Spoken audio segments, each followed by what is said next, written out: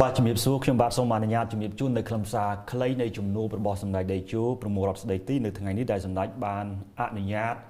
ឲ្យលោកហៃវ៉ាណាប្រធានសមាគមជនជាតិខ្មែររស់នៅប្រទេសជប៉ុនបានដឹកនាំសហការីជួបសម្ដែងការគួរសមចំពោះសម្ដេចនៅវិមានសាមគ្គីភាពនៃប្រសិទ្ធភាពកម្ពុជា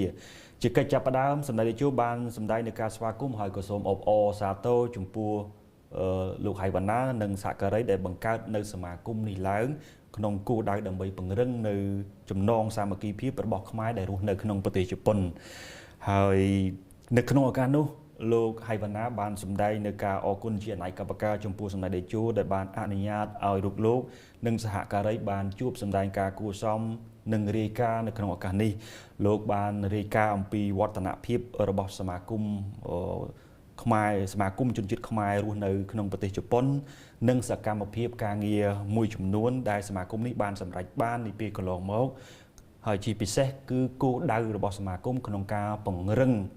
នៅចំណងសាមគ្គីភាពរវាងខ្មែរនិងខ្មែររស់នៅក្នុងប្រទេសជប៉ុននិងការជួយជ្រោមជ្រែងនៅលើផ្នែកផ្សេងទៀតរបស់សហគមន៍ខ្មែរដែលកំពុងរស់នៅក្នុងប្រទេសជប៉ុននោះសម្ដេចតេជោក៏បានលើកឡើងសម្ដែងនៃការពេញចិត្តចំពោះវឌ្ឍនភាពហើយសម្ដេចក៏បានលើកឡើងដោយពាក់ព័ន្ធទៅនឹងការបង្កើតសមាគម